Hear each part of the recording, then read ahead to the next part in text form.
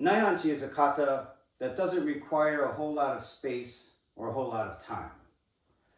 You don't even have to go right to left, even though that doesn't take up much room anyway. But if you're really cramped for space, this is about all you need. Just this amount of space here. In our Naihanchi, we're practicing from a more natural, relaxed posture. So we're not down really low with the knees out. We're at about natural standing stance. Hips down, the weight down.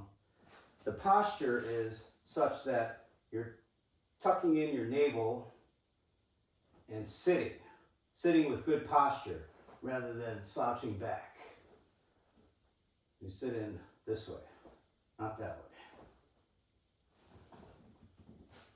Imagine from your tanden area, which is about 3 inches below your navel, 3 inches in, imagine that there's a chain that's hanging down, maybe hooked down to the center of the earth, to the earth's core.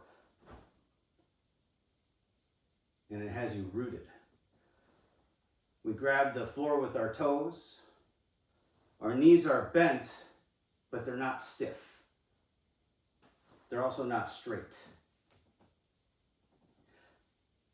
In Chicago, we have the L, or the subway, and for those of you that have trains in your cities, this is about the stance that you would have riding the train. Okay? You want to keep the upper body loose. You want to keep the lower body stable. This is also the stance that you would use for riding a skateboard. Okay? From here, with only this much space, when we start out, we really want to accentuate the hips.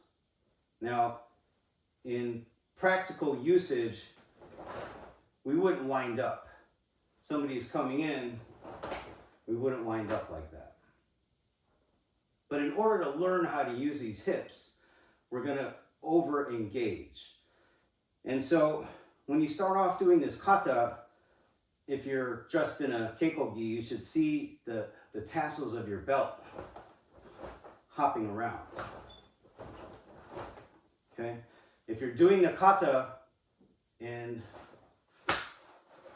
your belt's not moving, unless you're at a very high level, you're probably not executing it correctly. So in the beginning to intermediate levels, you definitely want to see this belt hopping around a bit.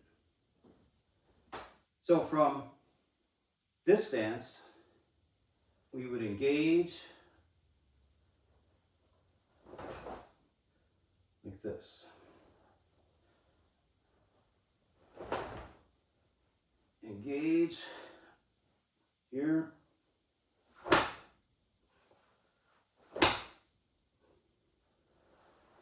Set. Here. Engage. Okay. Now we can do that even looser. In Matsubayashi Ryu, we try to use our limbs like whips.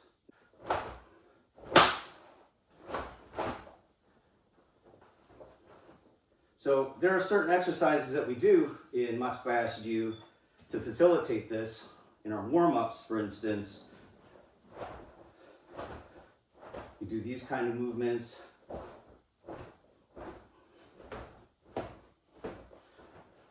Now, this doesn't mean that we want them also just to be, like wet spaghetti noodles.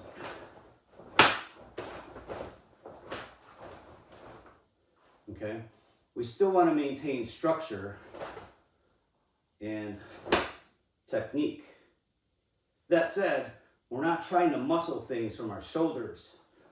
We're coming from the hips and maintaining relaxation here.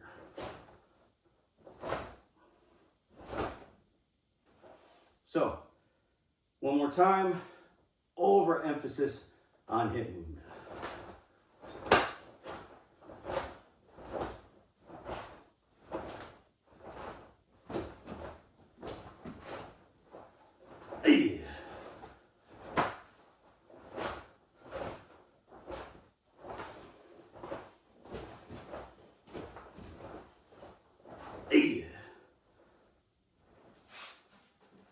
In Naihanchi, we're focusing on close range. So when we're doing the kata, we're not thinking as much in terms of, for instance, a gedan barai and a hook, which if somebody's coming from medium to long range, you could take that gedan barai, and as they're coming in, you can do a hook punch and combine their momentum coming in. You can also use it, for instance, if somebody is coming up from behind you and you sweep them and you hook. And what we're thinking of is a gedan uke, a receiving. So from here down, and not so much of a hook as a punching across the body in a short distance. So, for instance, a gedan barai would sweep this out of the way. Gedan uke would come down and smother, but maintain connection. Gedan barai will sweep, put somebody off balance coming in, and then you can hook them. Gedan uke, somebody's here, up in your face already, you get them off balance, and then you strike. So we have a gedan barai here and a hook, and then we have gedan uke and a cross punch. Now in our cross punch, well, let me start off here.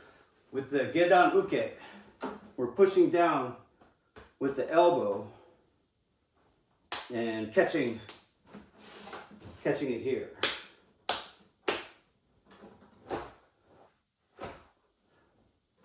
So sweep and receive. And then we're punching across with the elbow down.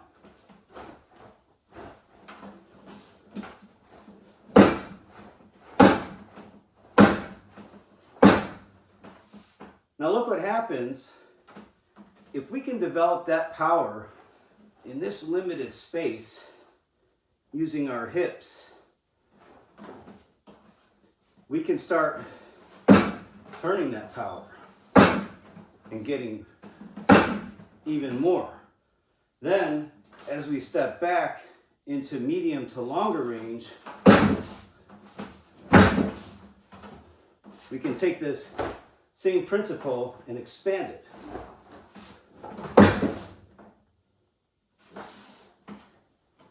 And that's how we want to try to develop this base of power through Naihanchi. We're taking very limited stance and movement to develop lots of power that doesn't rely on momentum. Boom. Instead of going into it and driving into it. We want to develop in a very small space. Then we take that nucleus of power and we expand it.